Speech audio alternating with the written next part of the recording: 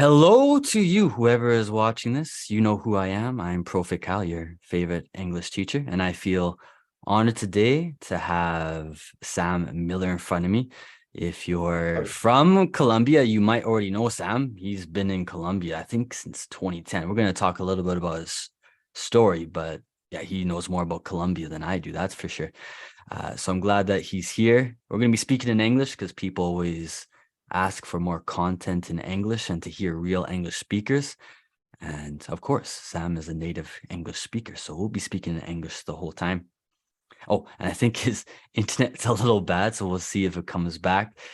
While he comes back, I guess I can talk a little bit about Sam. So I discovered Sam, I think in 2018, he was making videos about real estate in Colombia, which for me was very interesting. Obviously, for gringos in Latin America, sometimes it can be very difficult to find places to stay long term, whether it's Mexico, Colombia, Argentina, and Sam was one of the first people to realize, Latino or gringo, that if somebody could build short-term rental apartments, not build, but or develop short-term rental apartments, that it would be a good business. And of course, it'd be a benefit to the expat community. And if you hear us talk about expats in today's interview, just know that for gringos, an expat more or less is somebody from outside. It's somebody basically from Gringolandia. I guess maybe even further than Gringolandia. So Australians, Americans, Canadians, Europeans who basically live outside their country. It's kind of funny, maybe kind of sad, because some people will say if a Mexican goes to Canada, they're an immigrant, but if a Canadian goes to Mexico, they're an expat, they're not an immigrant.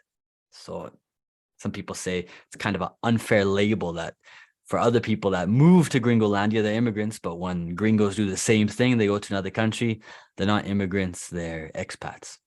But that's just the way things are. So yeah, we're going to see if Sam's internet gets working or not. And once that happens, I hope to have a good chat with Sam talking about learning Spanish, talking about traveling Latin America.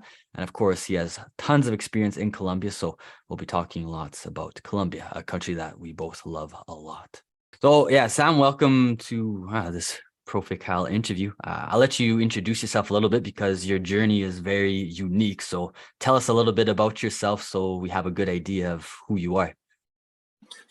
I guess my journey started when I realized that in university I was trained for the old world of business that doesn't exist anymore, before the internet, before social media. So I went traveling instead, ended up in Canada, decided to get to know South America, bought a motorbike and started riding south. This was about 12 years ago. I came across Colombia during that trip and realized that there was an opportunity to live differently, to live with a quality of life differently. And at that point, I started getting involved in real estate. I started making content online, started making vlogs on YouTube, and started building businesses. And since then, I've been creating content around real estate and building presence online, helping people's perspective catch up to the reality of what is. In Colombia, especially at that time, there was an association that the country was very dangerous and people didn't know too much about it, right? So I started making content that showed the reality of what's going on here. And nowadays I'm doing a similar thing with the perspective around how we use our phones, how we use video, how we use the internet. I believe our perspectives of how we're using the internet really need to catch up to the reality of the opportunities we all have with our devices and with this very globalized, connected civilization that we're living in. Yeah, some big ideas. It seems like ever since I followed Sam, he's always been into the big ideas. So that's a good introduction of what you're doing right now. Well, let's go to the very beginning. And who knows, maybe somebody watching this wants to know the basic details, and I'll get into that in a little bit, because your accent is very interesting. And I think you've talked about that in other videos, because for me, yeah, you sound more Canadian, more American, but I believe you grew up in Australia. Is that correct? I was born and I grew up in Australia with an American mother. Mm-hmm. And so my accent ended up somewhere in between. Yeah. I have noticed as I grow up, I have some Australian words and some American words. And when I speak to an Australian, although I might say 9 words in Australian, Mm-hmm. when I say that one American word, they Mm-hmm. think that I have an American accent. Yeah. And when I say 9 American words Uh-huh. and 1 Australian, speaking to an American, they think I Yeah. have an Australian accent. So Yeah. I think people pick up on the words I speak differently, Okay. but I believe my accent has kind of neutralized between Yeah. Australian, American, and Canadian. Yeah. For me, you have the perfect neutral accent. It sounds more American to me, but at the same time, I couldn't pinpoint it and say, oh, it's exactly from this part of the United States or this part of Canada. It's very neutral. So I'm guessing you talked about business. What did you study in university? Was it business administration? Was it finance? What did you study?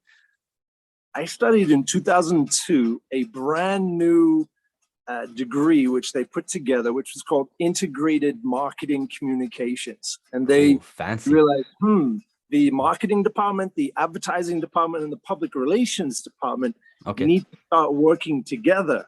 Now, this Mm-hmm. is pre MySpace. This is Mm-hmm. pre Yeah. Yeah. Google, Yeah. pre Facebook. Like, this Mm-hmm. is when we were learning from these textbooks that have been used for decades about doing business. And ultimately, I was taught how to be an employee, to be a cog of a business, not to Yeah. do business. And not only that, a cog of a business for the old world. So, Mm-hmm. I credit more my curiosity and desire to self-educate on YouTube and connecting with people who actually are in the field and doing what they know how to do to more of my success in business. Mm-hmm.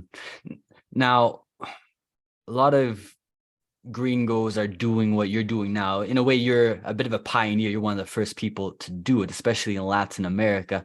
Was there something that pushed you over the edge to, so for any Latinos watching this, for gringos, we call it leave the matrix. Was it an event in your life and, the aughts that made you take that jump, take that leap?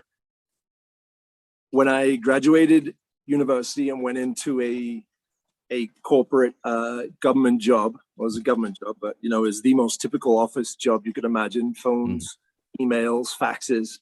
I Like what you see in realized, the movies, right? The cubicles and yeah, all that. Yeah. exactly like that. Mhm. Yeah, you brought back some PTSD. Some painful memories. He doesn't I want to remember mean, it. it's so predictable. It's and I'm very grateful that I had the opportunity kind Mhm. of to have that as an opportunity in Australia, to take that easy route, to have just listened to the people who told me, okay, get good grades, go to university, get the job, and spend the next 30, 40 years working, on this path which is predestined for you. But really it is a machine. It churns out people. There was like 1,200 people in my Mhm. city in Brisbane with 1 million people in it who all learned the same the same degree I had. And I saw in front of me a ladder, a system that was predictable and also just going to keep me in line and on a very predictable path. So that was the trigger. I'm like, Mhm. I would rather roll the dice than live out this predictable future, which I can already imagine in my head. Mhm. Yeah, it's always funny because I get Latinos that tell me, I'm pretty sure you've experienced the same thing, where many Latinos, they want that stable corporate job that allows them to support their family. And then there's people like myself and yourself and many other gringos in Latin America who basically run away from it. What's the common answer that you give Colombians or other Latinos when they ask you why you would leave that? I get it. Mhm. If your prospects, if your potential future is determined or based on the local Colombian economy or whichever, unstable economy you might be finding yourself in. I get it. It's you would prefer this, modern developed kind of economy to plug into. It's an option. I don't look down on people who do that. And when you're younger, I think you have more of an opportunity to take risks that you wouldn't otherwise take. Mm-hmm. So when I found myself in that position, I was 20, 21. I decided, okay, where can I make money that still allows me to live life and get out there? And I actually I researched on the internet mm-hmm. and realized that in South Korea, I could teach English and make quite a good wage there. And so I spent a year in Korea making money there. Okay. So you did teach English for like 1 year in Korea then? I did, yeah. Okay. The qualifications to teach in English were a university degree. Yeah, they're pretty low. Yeah, you just need to have a university degree and you're ready to go. Yeah. Yep, and you can do like 30 hours a week teaching English, and then you can get private students, and it's a very quick way to build capital. And there's a lot of these types of plays that you can make around the world, whether it's strawberry picking in Finland or working on an oil and gas rig or working in a mine. There's a lot of these places where you can sacrifice lifestyle to build up capital very quickly. And if you do that for a season, you always have this kind of plan B. You're able to build capital and take more risks and ride the instability of doing business online, knowing that should you reach an endpoint and run out of capital, you can always go back to those plan B. So doing those for a season, having those available to you is a good idea to give you a runway to kind of build business online, which does take time, focus, and determination. Yeah, maybe I'll quickly describe that to people, because for Australians, Canadians, Europeans, Americans. So for example, in Canada, a lot of young guys will go into the oil patch, like Sam said. So I'm from Alberta. So a lot of guys, not only from my province, but all over Canada. Yeah, like Sam said, they'll sacrifice more or less their youth or their summers, and they'll go to the oil patch. They'll work 12-hour days, dirty work, and they'll make a lot of money, and they'll use that money to either travel in the winter. There's many Canadians that go to Colombia or Latin America in the wintertime to enjoy the good life, or they'll use that money towards a business. And yeah, unfortunately for Latinos, a little bit difficult, for example, for a Colombian to pick up and leave and go to Canada and work in the oil patch. But for young guys in Australia, I guess in Gringolandia, it's a little bit easier. And it's actually funny because you, after leaving us, so it sounds like you went to Korea. After teaching Korea, did you immediately decide to do the motorcycle trip from Alaska to Argentina, or did you go back home to Australia for a bit? So I banked, I think it was like $25,000 in 1 year teaching English in Korea. Yeah, that's pretty good. Yeah.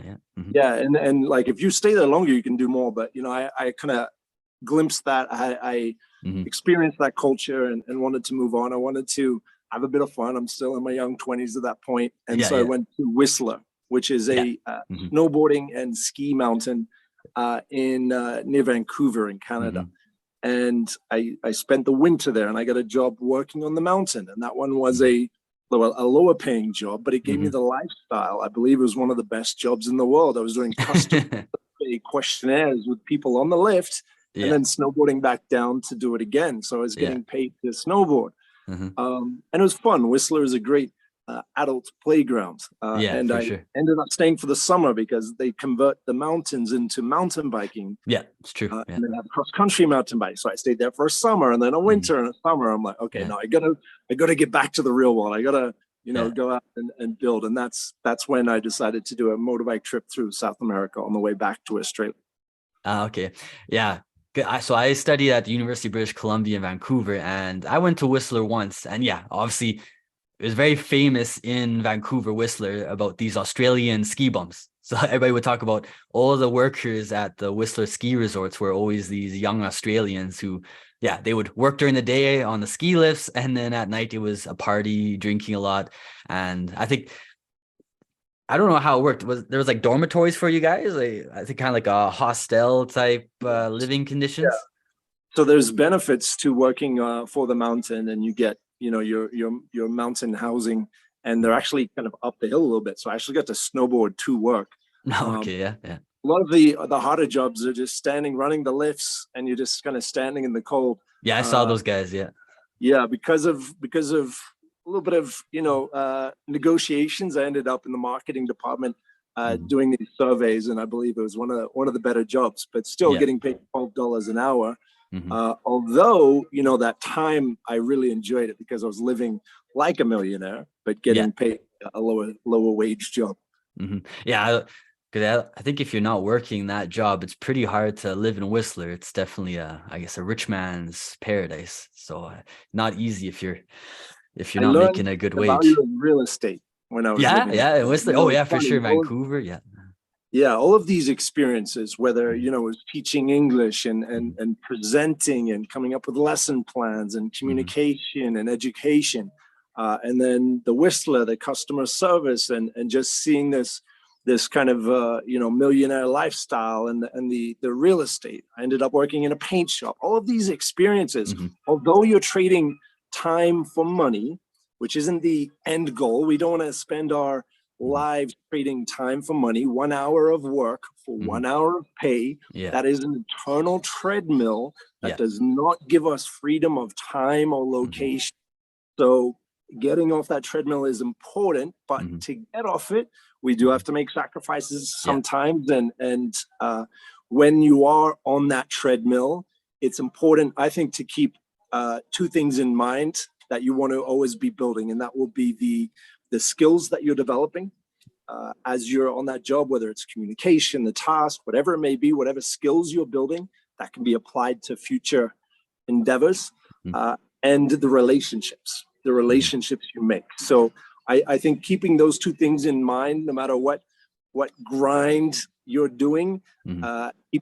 keeping skills and relationships in mind is something that you can build and take with you on your future is a really important part of it.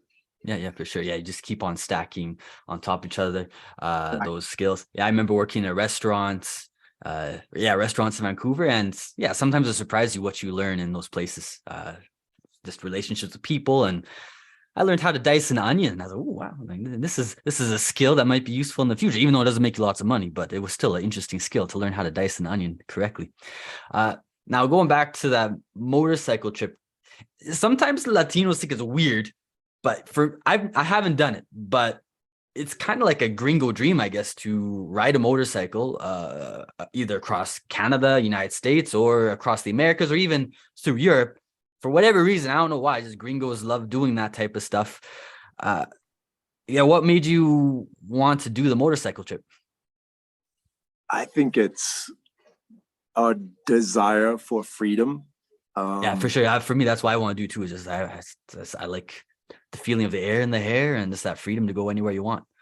I also think it's a rite of passage in some ways. I Yeah. think in our culture we don't have a rite of passage, which Hmm. is a habitual or ceremonial or Hmm. tribal process to go from a boy to a man. Yeah. And in the Western culture, we have it easy sometimes if we come from a more developed Yeah. place. And I got fed through the system, and I'm not really challenged by anything. I'm just Hmm. kind of going through the motions, and I wanted to kind of be tested and have Hmm. that sense of adventure that builds a confidence that no matter where you end up, you'll be Hmm. able to figure it out. You'll be Yeah. able to kind of survive and thrive. So I Hmm. think part of it was also that I was looking for that adventure to test myself, to build myself, Hmm. and the journey delivered both of those things. I remember, in being in flip flops, and we got a surfboard welded to Yeah. the Yeah. side Yeah. of the Yeah. Yeah. I motorbike, saw that and picture. Yeah. Hmm. riding through Nicaragua to the local beach to jump in, and Hmm. it's a Tuesday morning, like it was Yeah. complete freedom, Yeah. in some sense, Yeah. right? In some sense, because I was living off savings. I wasn't Yeah. generating, Any this money. Yeah. like location independent income. Hmm. Um, so I found that freedom. I found that freedom can be lonely. I found that Yeah. Yeah. freedom is not where purpose is necessarily found. I found that when we choose to have responsibility, we can find a deeper meaning of purpose as well, you know? So freedom is great, but it can also be boring to have complete freedom and sit on the beach all day. Right? Actually, I completely agree with that. I remember I did a similar thing. I think in 2015, I went to Mexico. I was working as a waiter, as a bartender in Vancouver. And I saved up $20,000. I was learning Spanish at that time. I was really excited about my Spanish. I'm going to go to Latin America. I'm going to live on the beach. I'm going to have that freedom like you described. So I went to Puerto Vallarta. And actually, a Mexican friend of mine had an architecture friend that was building kind of what you ended up doing in real estate. So building a hotel, a boutique hotel in Puerto Vallarta. And while they're constructing it, they allowed me to stay in a room that was more or less complete. It was just a mattress on the floor. So in a way, it was everything a gringo could dream of. I didn't have to pay rent. At least I don't think I did. I can't remember. And I had a cool place to stay. I was like 2 blocks away from the beach. And I stayed there for a week. And I was bored. I was so bored. And I just said, I can't do this. So I packed up my bags. I let the guy know, hey, I'm going to go to Guadalajara. I'm going to start to work because I can't live like this. It's just not. Like you said, there was no responsibility. It didn't feel meaningful. I needed something else. And I guess for some guys, it takes a few months or a few years to figure it out. In my case, it's like 1 week of that. And I said, nah, I can't sit on the beach all day and drink a beer. It's not for me. Yeah. I think people who are traveling get to a similar place. Like I speak to a lot of people who haven't traveled and I just want to travel the world, and that's their dream. And it's a great dream to have, and it opens your minds to new perspective, new ways. I think we all know the benefits of travel. Yeah. But after some time, and it could be months, it could be years, as you're saying, you arrive to this place where, okay, this is new people, new city, new people, new city, new people, new city. And it's this constant new. And that's kind of by the time I arrived to Colombia, I was starting to kind of realize that's not a cycle that I want to be on forever. And I started realizing, okay, having roots, having connections, deeper connections in places is more important, more valuable, more rewarding, more purposeful, more meaningful in the long run. So I started kind of keeping an eye out for that a bit more. And it was in Colombia where I said, okay, I can see myself establishing deeper roots here. Now, for example, I'm from Canada, and I'm from a little town in Canada. And I'm not even from the town. When I try to explain to Latinos or Colombians where I'm from, they're like, oh, you're from Canada? You're from Toronto? Like, no. Which city? I'm not from a city. Okay, which town? I'm not from a town. I'm from a little finca, more or less, in Canada. And of course, where I'm from, there's no Latinos at all. And I really didn't meet my first Latino until I went to university. And even then, I didn't really know much about Latin America. So I'm curious, when you started out on that trip, how much did you know about Latin America? Or was it pretty much you're starting from zero? I started listening to Pimsleur MP3s when I was snowboarding in Whistler. And I really kind of, I spent a lot of time, I think more time than was necessary, because I think with just some basic Spanish, I could have learning in the real world, which is where it does happen. When you have this necessity to learn, that's when you kind of, I find my brain really activates it, that learning process. Especially, being educated in Australia, which is a far remote island and continent over on the other side of the world. We don't know a lot about Latin America, about South America. We might have 1 or 2 max association with each country. A lot of the countries are just very obscure. So on the motorbike trip, you cross the border, and there's a new currency, and there's new ways to say bread and rice, and lunch and gas station. They're all new words based on the local region. So I didn't know an extensive amount about every country. I would arrive to the country and allow it to teach me what it's about. I actually enjoyed that and preferred that, not having that preconception of, oh, this is how the country is. I don't hold fixed ideas about places and people and things that I don't Yeah. have direct experience with. Mhm. And going on the motorbike allows you to kind of see for yourself. Mhm. Because if you're flying into the airport, you get a taxi driver who handles tourists all the time. They take you to the Mhm. hotel, then you go to the tourist site, then you go to the best restaurant. Your path is a bit more catered and nurtured. Yeah, Whereas it's on the almost motorbike, predetermined, right? yeah, predetermined. You Mhm. know, this gringo trail or this tourist trail Yeah, yeah, yeah. type experience, and the motorbike allows you to, you know, you're stopping to see a mechanic in a small town, and he's got all Mhm. his mates standing around, and you're having chats, and it really Yeah. opens up opportunities to see under the surface a little bit. Mhm. All right. Well, I want to talk about learning Spanish in a bit, but of course, I have followers, subscribers from all over Latin America, mostly from Colombia and Venezuela and Mexico. And you've been to many Latin American countries. Can you quickly tell us which countries you've been to in Latin America? Sure. Like when I crossed into Latin America, it was through Tucson in Arizona. Okay, So yeah, you yeah. know, through Mexico, and then through you know, I kind of went west coast through Mexico mostly, Mhm. and then Guatemala, and then Honduras, and Costa Rica, and Panama, and El Salvador. I really enjoyed El Salvador. Yeah. For you know, that's where I got the rack made for the Oh, surfboard. surfboard. Yeah, yeah. Mhm. Yep. And then Panama, and it was when I got to Colombia that you know, I'm like, I feel like I can stick around a bit here. I spent 8 months here, Yeah, did a loop of the country. yeah. I'm like, this is amazing. Mhm. Why is the world like, especially my parents' generation, why are Yeah, they so excited about Costa Rica and Panama when yeah. Colombia has so much more? Mhm. And it truly is 5 countries in one, partly Mhm. because of the geography and the Yeah, different climates, but yeah. also that isolation and that separation that they've had because of their history. So Mhm. I spent 8 months getting to know the place and loved it, and but Mhm. still had this like, I got to get to Argentina, Yeah, yeah, yeah, kind of yeah. in the back of my mind. So I Mhm. continued that trip and spent 4 months getting to Argentina. Took me Mhm. about 7 months to get from Canada to Colombia, by the way, Okay. and then 4 months from Colombia to Argentina. Mhm. And South America is a whole nother beast. It's very, Mhm. very large, and it Yeah, takes 2 or 3 days to get to the next place instead of yeah, Central America, which is 2 or 3 hours. yeah. So it was quite quite an adventure. Mhm. Um, and it was I still felt Colombia in my heart, so returned Mhm. to Colombia, and that's where I've been the last 12 years. Mhm. Well, yeah, so I guess let's focus on that. I, for me, Colombia is my favorite country, and for whatever reason, Colombians are most of the students that I have are either Venezuelan or Colombian. So it just seems like that part of the world I connect with for whatever reason.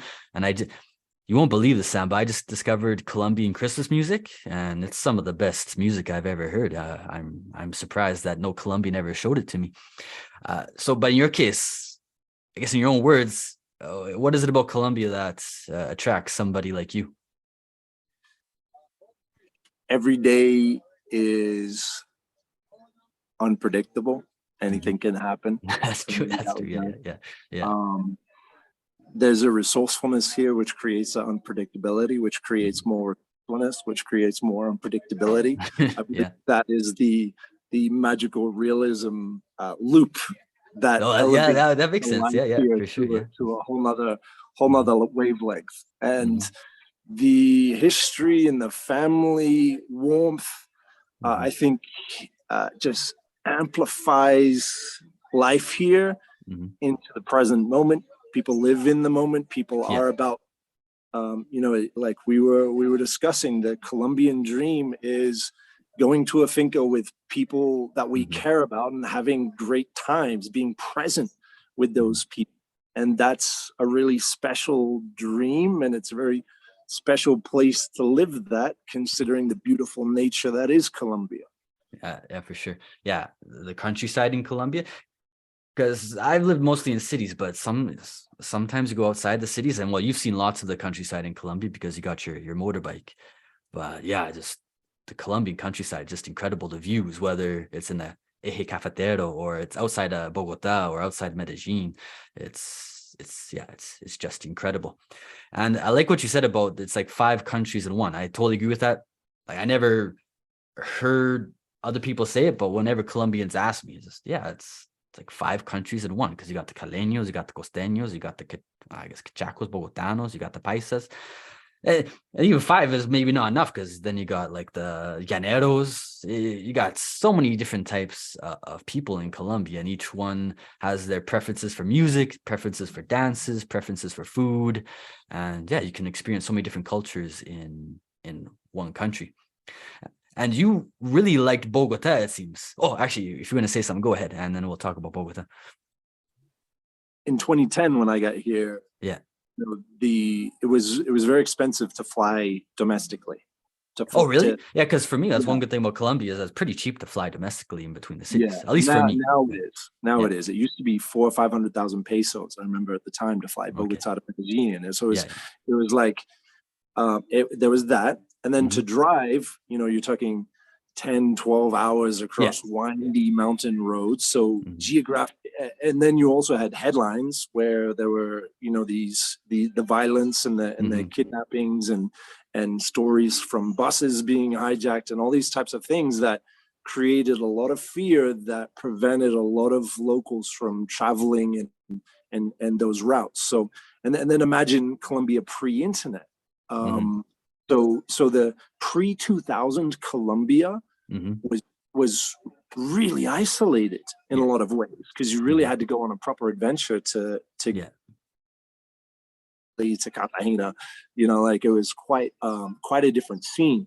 So early 2000s, the security situation improved. By 2010, I got to experience like Colombia in its, in relative peace. Obviously, there's still challenges, but there was this relative peace that I got to experience as I traveled the country, and I didn't have these preconceived fears of doing that. And I think we've seen over the past 10 years our country realize its own potential and beauty and opportunity as more and more Colombians have gotten out and about. And in Bogota, I enjoyed Bogota in particular because it was this melting pot, this fusion of all of these different cultures. Medellin is very Paisa, and Cali is very Caleño, and all of these different areas are very regional. And as you were saying, foods, words, dances, music, like it's everything. But in Bogota, they all kind of smashed together. In particular, in the Centro Histórico, La Candelaria, in downtown, where I spent my first 8 months. I like walking on the wild side, and that's where the wild side was. And what a fascinating glimpse into a cross section of this country. And Bogota being a 500-year-old city, like it was just a really, really special time to live there. Yeah, for me, La Candelaria is beautiful. I love La Candelaria. If I could stay there more, I probably would. I think the only problem is, I think, as you kind of alluded to, is a bit of the wild side. So you have to be a bit more on your toes when you're downtown. But yeah, just walking around, there's so much history. The buildings are beautiful. Yeah, I love La Candelaria. But you also lived in Bogota more after that, didn't you? Or did you live somewhere else when you were in Colombia? There's a migration that happens for foreigners in Bogota. Usually they begin in La Candelaria, and then they'll try to figure out how to stay there and make money and teach English. And usually they'll move to Caminero. And then they'll live there for a little bit. And then if they get married and have kids, they'll go to the northern suburbs. Yeah, they'll go to the north. Those in the North Bogota. All right. So yeah, which neighborhoods do you have the most experience in Bogota? Because I got lots of students from Bogota, so they probably want to know. So I'm guessing, because you stay in La Candelaria, I'm guessing you've been in Chapinero. I think I've heard you talk about is it Chico Norte? Is that what it's called, Chico Norte? Yeah, that's a more the strata 5, strata 6. So it was in Chapinero that I started. I'd always realized that real estate was a vehicle that no matter where someone makes their money, they invest, they protect and build wealth with the state. So it was always something I wanted to learn. And as I was trying to rent an apartment in Bogota, I realized that the real estate agents didn't speak English and couldn't really help me in English. And what I did know was SEO, which is search engine optimization. And so I made a blog, a website with articles about real estate in Bogota and Colombia, how to buy, how to invest, how to rent, these types of things, and started ranking that website in Google.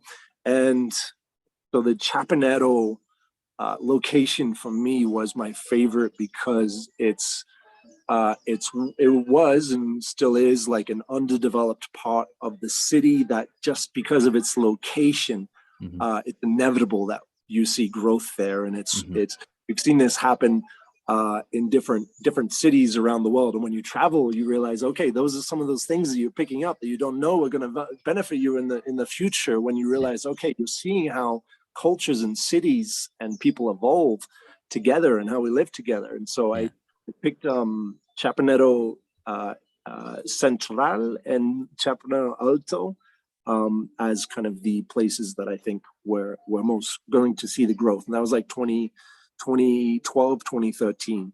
And that didn't come true. So I like Chapinero too. It's kind of like, for me, it's kind of like the downtown of Bogota, because there's of course downtown, and I guess that is the downtown, the meeting point between South Bogota and North Bogota. But Chapinero is kind of downtown for downtown and for northern Bogota. It's kind of a meeting point between those wealthy suburbs and I guess the more humble, more modest downtown, in my opinion. Yeah, I mean, a mega city of 9 million people. I think you're not going to go wrong if you look at properties in between the Centro, La Candelaria downtown, and then your Zona T, Parque 93, and then your airport, Salitre, the U.S. Embassy. I think anywhere in that triangle, you're going to be doing fine as a real estate investor. And you've been in Colombia more or less since, was it 2010? Is that since the first time you went to Colombia? Yeah. I'm curious to know because, you talked about how there are very few foreigners going to Colombia at that time, and Colombia was just reaching a peaceful state, more or less. So now it's been 10 years. Of course, many people like going to Colombia now. How have you seen the country change since you first got there? Has it changed a lot, or is it still more or less the same in your opinion? You know, that's why I love real estate, because real estate is a reflection of how much people value and desire living in a certain location. Yeah. Right now, we're seeing a incredible boom in El Poblado in Medellin. Yeah, for sure. Because not only locals desire to live there, and you've got, PH in Poblado, you've got Maluma and Karol G singing about Provenza, penthouses, like, we've got the biggest reggaeton stars in the world singing about penthouses in El Poblado.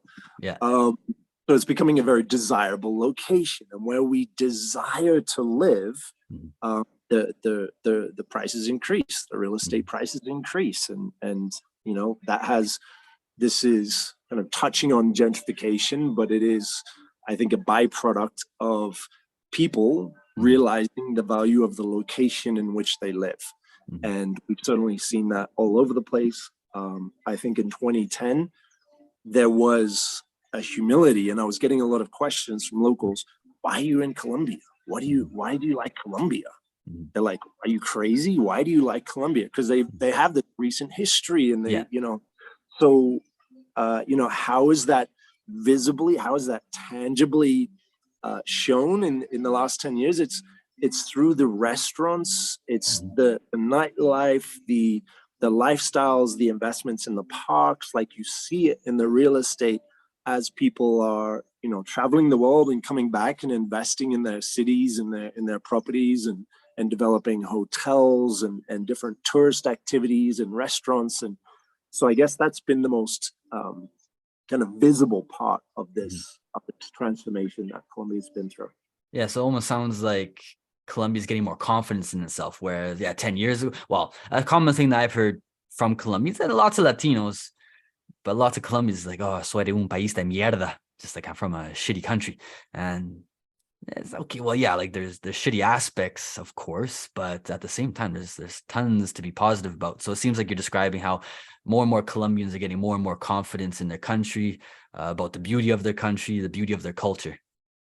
Yeah, and I don't blame those people or, judge them at all, because there are things you can still to this day look at and Hmm. call it, país de mierda. You could look at those things, and your opinion is valid. The things you're looking at are not Hmm. good.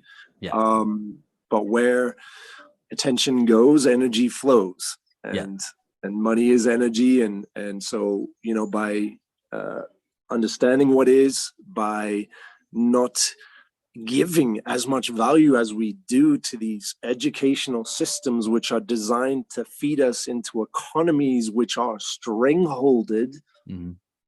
strangleholded, Yeah, I know what you're trying to say. Yeah, yeah, chokeholded, chokeholded. They're yeah, usually something like that. Yeah, chokeholded, and this yeah, happens yeah. all over the place. And in Uh-huh. some countries, it's an easier path, and you get better bang for your buck. But there's a chokehold on a lot of these Latin American economies, and so instead of paying attention that, okay, I can't have success, I am stuck in this bad situation because my system is that, Hmm.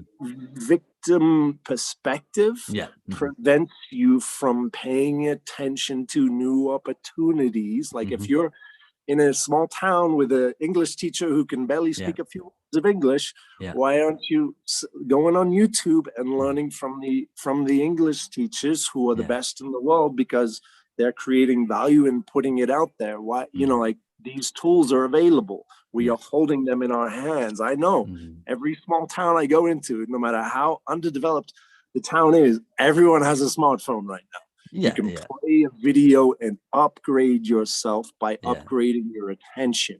Mhm. And so you can pay attention to new systems, Mhm. which will not, you will make you independent of Mhm. your local economy. Mhm. And that's an opportunity we all have right now. And that's what that the difference between what people thought about Colombia and what it actually is. I'm Mhm. seeing the same thing, the difference between, the economy that we're in, Mhm. to what the economy that we could actually be in, right? Mhm. We're actually in this digital economy that is expansive and exploding and booming Mhm. right now in Mhm. this moment. It's incredible what is happening online. The ability we have to point a camera in our face and connect with other people across the planet and Mhm. offer any product or service. It doesn't even need to be our own, it can be Yeah. somebody else's. Mhm. That opportunity, if we all started paying attention to that instead of our complaints and our negativity about Mhm. what our local geographic economy is, I Yeah. think we're going to experience a great decade of transformation. And it comes down to the individual, the Mhm. person, to kind of realize that and have that transformation in their own life. Mhm. Yeah, and the biggest reason I teach English is just English is basically the world's language of knowledge. And I know lots of Latinos, they learn English because they either want to leave their country or they want to work for an international company in their own country. So since we're talking about it, just using your imagination or your own experience working in business and being in Colombia, for a Colombian or a Latino learning English, what would be maybe your advice to them, or what would be maybe some areas that they could look into in order to take advantage of their English to connect to this international economy which is developing because of the digital world? I focus on the easiest path to get where I want to go. When Yeah. I wanted to make YouTube videos, I didn't spend 6 months learning Adobe Premiere. Hmm. I found a YouTube video that taught Yeah. me how to edit a vlog on Hmm. Premiere. Yeah. So to this day, I know about 20% of Adobe Premiere, Yeah. but I can edit everything I need to edit and tell stories and create content. I think the same way as with language, Hmm. we 80% of what we're going to be talking about will come from 20% of the Hmm. words Yeah. and the content. So by focusing on those in the form of however we want to work online, Mhm. You know, if we're good at English, we can go into some more text-based stuff. Mhm. Um, I've recently been diving into AI, so seeing what Yeah. AI can do and how it can create text is Mhm. incredible, because if we know how to say a few words in English, we can write a novel in Mhm. English. And yes, it's going to be pay to be fluent, but Mhm. uh, there's no reason for it to limit us from getting involved. I would focus on the activities and the tasks that you need to do in your profession, master English conversation vocabulary Mhm. around that, Mhm. and you'll be good to go. But yes, it is the language of the internet, the Western internet, Mhm. and extremely valuable to pick up right now. Mhm. All right, good. I want to talk about more at the beginning, but we got off track talking about Colombia. So going back to your own language learning journey, what was learning Spanish like for you? It sounds like you did Pimsleur for a bit, and then after that, you just kind of picked it up as you went. Is that a good description, or is there more to it than that? Yeah, it was like, you know, I think I could have just gotten some basic Spanish and then traveled, because when I was immersed, that's when I learned. I also traveled. I was traveling with another friend on a motorbike, and he spoke more Spanish than I did at the time, Okay. which Yeah. held me back a lot. I Hmm. think that's one of the big reasons why, you know, when I see Colombians going to the Gold Coast, or they go to Australia Hmm. to learn English, and they end up hanging out with other Colombian friends, their progress slows down dramatically. So Yeah. it was when I found myself solo or independent, or you know, alone, speaking Spanish, Hmm. and I needed to communicate something. That's when I found I learned the most, when I was Hmm. having these conversations. So it was when I, yeah, started living solo in Bogota for, you know, it took like, I think in the first year I'd kind of picked it up and I was conversational. I got some old Harry Potter books and started reading through and translating each Okay. word that I didn't know. Yeah. Um, and that kind of helped. Yeah, I guess that's kind of where it began. And just like my English accent, my Spanish accent is just as hodgepodge together, Yeah. but Yeah. functional. I focus on the effectiveness. As long as it gets you what you need, then it works. I always get the question about how long did it take me to learn Spanish? And I usually tell people it's been 10 years and I'm still learning Spanish. Is it very similar to you where it's like, I Oh don't yeah, really want to say I'm fluent. Like there's still so much I learn every day about Spanish, so I can't really say that I've stopped learning Spanish. yeah. You know, I like there's infinite things we can learn in so many Mhm. different spaces, and with language, I feel it's like, you know, when you learn a word, it's kind of like you're in this dark space, and when you learn a word, like part of this space lights up, and the types of words that you learn kind of starts opening up this space of light, Mhm. and you can paint your reality and what you can see based on the words you can speak. Mhm. So, you know, like, yeah, that's how I kind of imagine it, but it does come down to yeah, a constant state of learning. Mhm. Yeah, I like how you described it. It's kind of like you're in the darkness, and then slowly it, starts to light up, and then there's more light, and there's more light, and there's more light. But at the same And time, these there's always a little languages, bit of darkness, always a little bit of darkness. yeah, yeah, and Yeah. these languages are programs, and so you can start getting intentional about how you kind of program yourself and Mhm. your reality. Yeah. Yeah. Actually, you spent a lot of time in Colombia. I don't like this. I don't like this question because I'm always bad at this. But who knows? Maybe you're better at than me. Do you have a favorite Colombian word or saying that you use all the time, or that you hear Colombians using? Like, oh man, I just love how Colombians use that. Sure, like, you know, yeah, there's always some fun words to you. I guess my there's a couple. So one of them, Okay. por qué no? Por qué Hmm. no? Like, Hmm. why not? Por Yeah. qué no? Like, Uh-huh. and for me, that attitude, just as I've been traveling and getting around, por qué no? Like, it's Yeah. just been a great one Actually, to even better for me because I spent a well. year in Cartagena. I always love the porque, like porque, like Like, Yeah. ¿por qué lo hiciste? You go to La Costa, like, por qué lo hiciste? Ah, ¿por qué? It's like, just because. Uh-huh. And it's like, Uh-huh. for me, I always say that, because I don't know if this happened to you. It's kind of funny and maybe embarrassing, but when I first went to Cartagena, all the costeños were talking about Diomedes. I'm pretty sure you know who Diomedes is. He's kind of like a god for Colombians. But all the costeños were talking about Diomedes, and I just thought, man, these costeños like really must like to read ancient Greek philosophy. And then eventually, I told a costeño this. I think it was a girl, and she said, "What are you talking about? Diomedes, he's a vallenato singer." It's like, oh, really? Oh, okay. Well, that's interesting. But yeah, so I like to say the costeños are the greatest philosophers. Yeah, yeah. Because for costeños, it's porque, just because. Yeah. Yeah. Yeah. Oh, Or another one, paila. Baila. Stop Actually, I don't know how to use that one very well. I know Colombians use them. it, but I I don't know love how to them. use it very well. I'll And pull that one out, like Uh-huh. just only when it's really like when it's really called for. But yeah, Yeah. it's basically like shit out of luck. When you're shit out of luck, paila. Yeah, I think that's the main use. Actually, I don't know if you have it, but I bought a dictionary of Colombianismos. And I think, and even when I ask Colombians, like, how do I use paila? And I think that's the main definition that you said, but I think there's a whole bunch of other ways to use it. And it's very confusing It's to master it. When something's going wrong, when something's like, oh no, paila. It's just, Yeah. it lightens the mood a little bit. Yeah, exactly. And also no joda. Well, that's from the Costa. I like no joda. No joda. Yeah, no joda.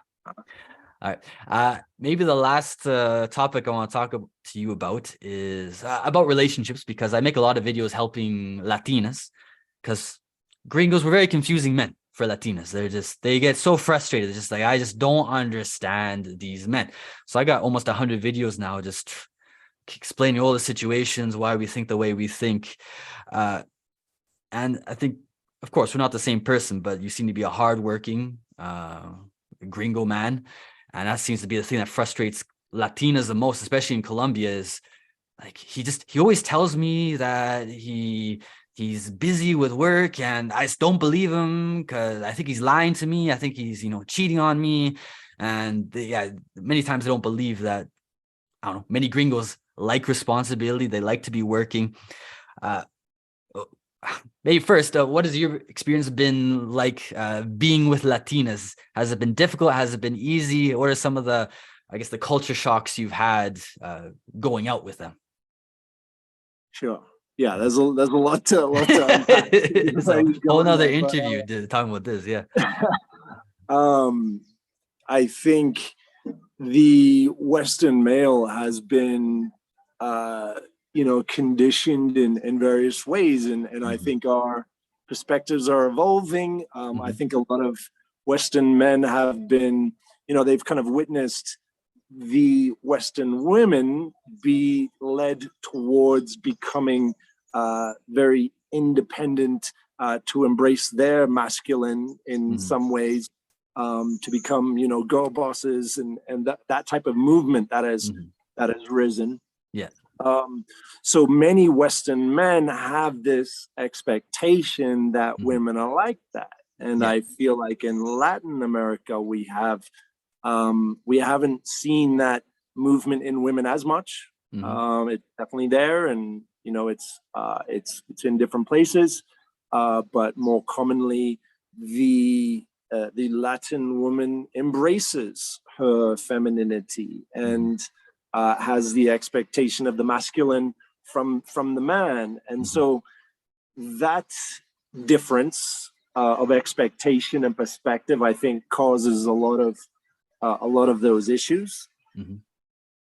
Yeah, and I always kind of tell Latinas, you have to be a little bit more patient with gringos, because I think, especially in Colombia, but I think in many parts of Latin America, you probably know it's los detalles. Like, Colombians always talk about los detalles. Necesito un hombre que como detallista, que me da los detalles. And I understand it, but I guess as a Western man, of course, I got to adapt to my environment, but it is a little annoying sometimes where, it's Saturday, so we got to go somewhere. We got to go to the mall. We got to get some ice cream. We got to go to a movie. And for just many gringos, like it's not really my favorite activity to do. So I guess if there's a Latina that is dating a gringo, what would be some advice that you would give her to, maybe not be as frustrated, or to have a healthier, a happier relationship? Is there something that you would want them to know? I think a man's greatest asset is his peace, Mhm. which has been built from that masculine logic and goals and rationality. So, as a feminine woman who is in tune with her emotional passion, Mhm.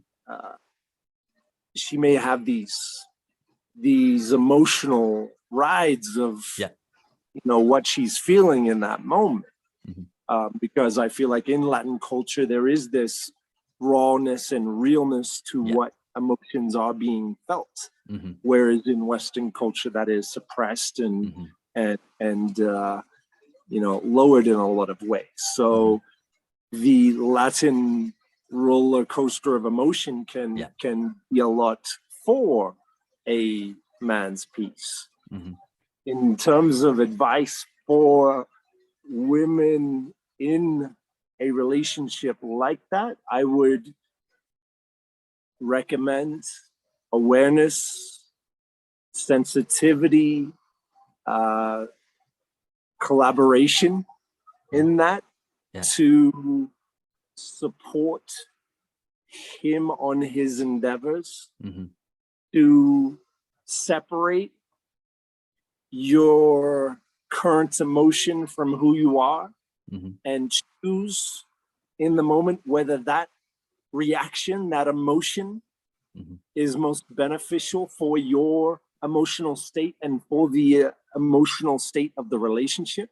Mhm. When you separate yourself from that emotion and that reaction, you have the opportunity to choose a better one, to Yeah. choose a better reaction, to choose a better Mhm. emotion Yeah. that's going to create a peaceful, harmonious Mhm. state that will promote a healthier relationship, a healthier and enjoyable relationship for both Yeah, parties. yeah, yeah. I totally agree. I think I've noticed that with Latinas is that sometimes they can get angry at gringos, like at me, for example, for working a lot.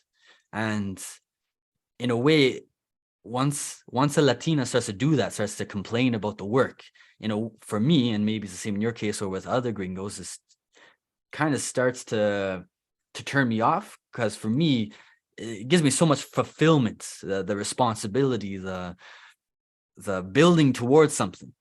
And yeah, sometimes as a gringo, I feel like they're being selfish, where like, look, I'm building this and this is going to help me, and if you're still with me, it's going to help you, it's going to benefit us. And you always kind of feel like they don't understand that.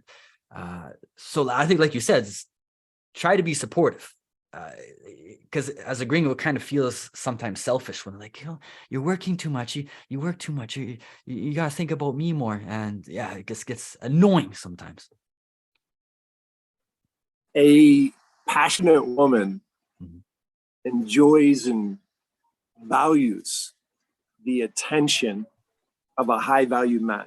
Yeah, yeah, for sure. Yeah, I agree. Yeah, And if they're feeling listened to and heard, I mean, they want more of your yeah, attention. yeah, So for sure. Yeah. I think communication can help in there to to remind them of the mission and the purpose that you're on, and to when you are present, Yeah, show them that you are giving them your full presence and yeah. attention. and Mhm. and I think that that desire for detallitos, Mhm. like that kind of thing, is coming from that same place, right? Yeah. It's this, they want to feel secure and to feel your presence. So Mhm. I think that's kind of where it's coming from. Yeah, yeah, for sure. Oh, and I think maybe the last thing to end this interview, you're such a positive guy, and you always have a smile on your face. And I'm kind of curious, because Colombia changed me too. I say Latin America in general, but especially Colombia. So I'm curious if it's the same for you. I find that after living in Colombia, and you talked about this a little bit, I appreciate my family more. I appreciate friendships more. I appreciate just those little moments with people, whether it's just going to a cafe and spending time with them. So I'm curious to know, like, are you this positive because of Colombia, and how has Colombia changed you as a person? Yeah, it's perspective, and there's internal perspectives of how we perceive like our internal world, and there's perspectives of how we perceive the external. So in Colombia, I think the culture has been created from people perceiving that the economy is pretty whack. There's violence, there's tragedy, there's sadness, there's terrible things going on.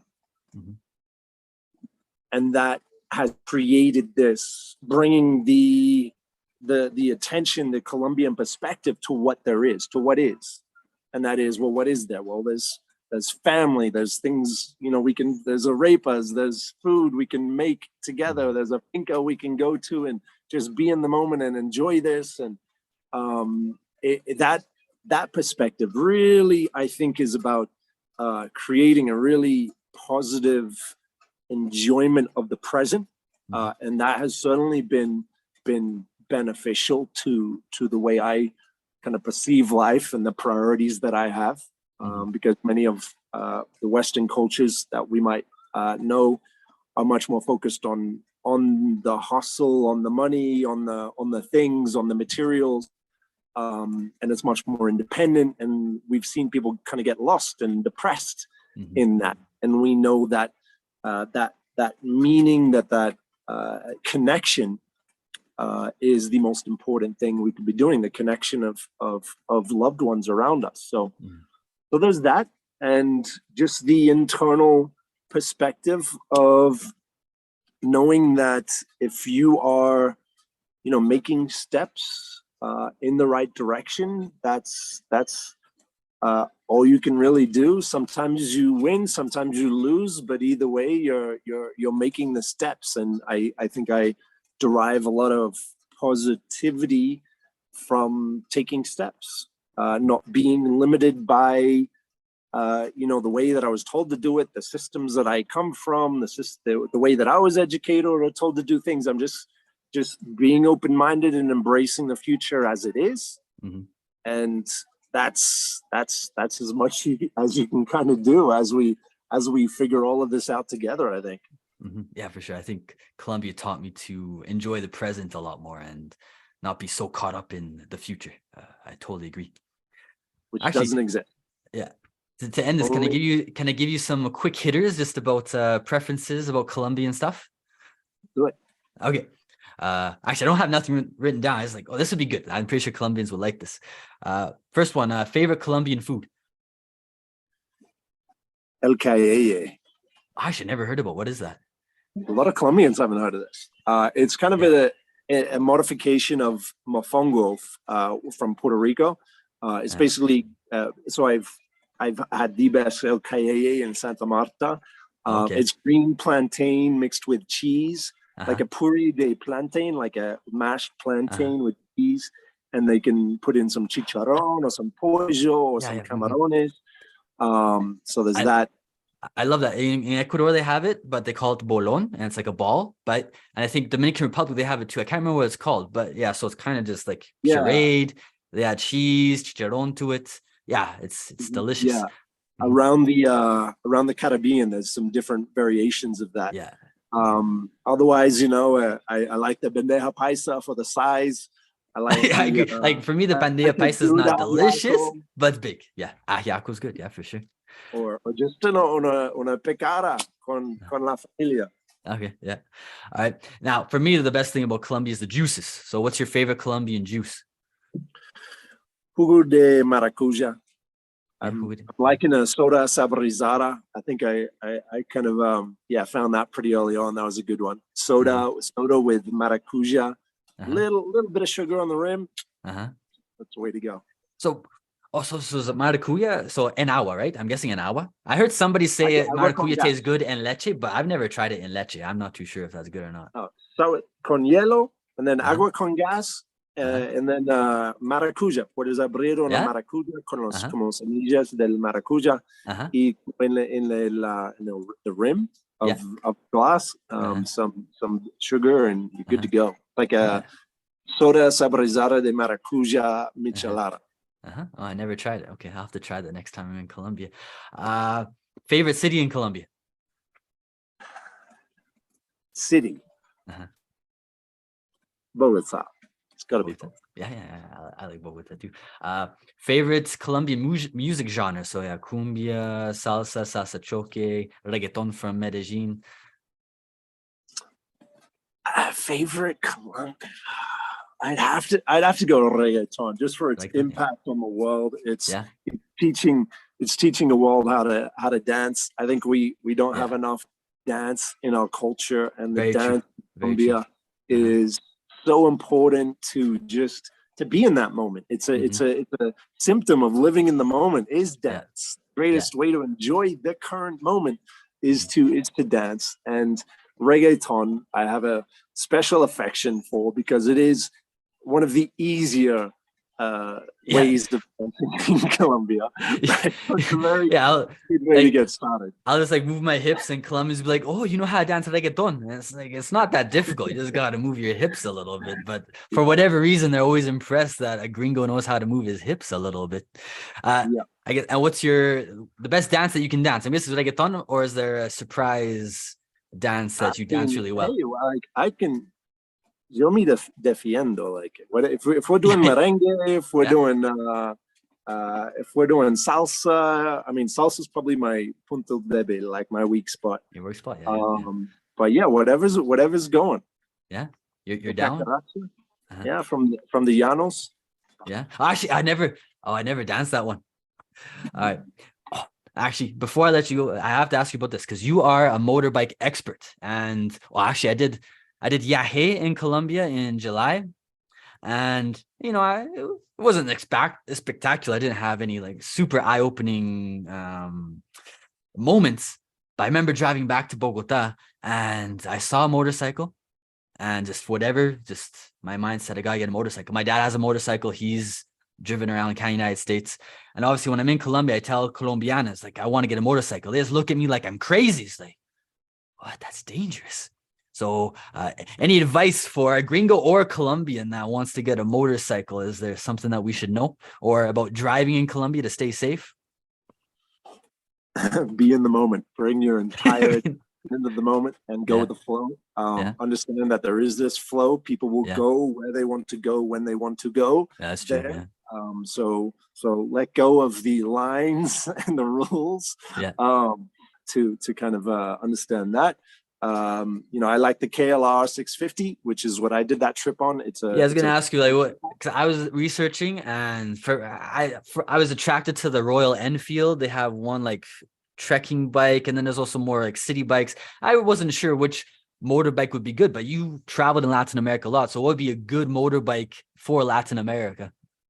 For Latin America, I have to recommend the KLR 650. It is a bit of a higher build. The Suzuki DR 650 is also good. Mm-hmm. If you want to be a bit more high tech, then your BMW is an option. I like the KLR because any mechanic in any Latin American town can have a crack at what's going on, to have a look. Mm-hmm. There was a gap in the motorbike market between like the 125s and the 200s, like to the 50s. So there was a gap, but now the Enfields, the Himalayas. I just saw another Honda. They're doing some mid-range stuff, some 400s and that kind of thing. So I would take a look at some of those. But I think you're looking for a bike that can do dirt and road. You don't want to go too road like a sports bike. You don't want to go too dirt. You really kind of want they're called a dual sport or an adventure bike. All right, sounds good. And if I do get a motorbike, what would be the best route or the best part of Colombia to take the motorbike? You can't miss in Colombia. I mean, you're talking a country that is divided by 3 branches of the Andes Mountains. So anywhere with curves is spectacular on a motorbike, except for La Ruta del Sol from Bucaramanga to the coast. That is hours of straight riding, and it's my least favorite road in Colombia, because if you stop, it's just instantly like you're in an oven. But anywhere else, you're going to win. If you're going on a pure joy ride, I would have to recommend, if you want some adventure, I think you gotta go Coffee Triangle. Go Medellin to Cali through Jardín. That's probably gonna, I think that's gonna be your most fun ride. Okay, that's good advice for sure. I'll check it out. All right, Sam. Well, I took a lot of your time, but it was a very interesting conversation. Of course, if anybody watching this has questions for me or Sam, just put them in the comments below. And Sam, is there, I don't know if there's a Colombian or Latino that's interested in what you do, is there a website or social media that they should check out? Yeah, so I think having our personal link is really important, because like whenever we go out and make content on YouTube, on TikTok, on Instagram, I think our link in bio is our most important digital asset that we can all be building right now. That is kind of our business card. It's kind of our hoja de vida, our CV. When people want to know more about us. So everything I'm doing, and all my contact information is at sammiller.life. Yeah, I think actually I think in Zoom, it maybe when I upload this video, I might show it in the corner. So it looks like if you're looking for Sam, that's the best way to find him, is with that tag. It's a website, and that's kind of my link in bio, where you get all my kind of email and social networks. Perfect. Happy to connect. Yeah, all right, good. All right, so Sam, thank you very much for your time. I'll let you get back to living the Colombian dream on the finca in Paisalandia, and hopefully we'll talk soon in the future. All right. Beautiful. Enjoyed it a lot. Thanks, Sam. Bye, Sam. Bye.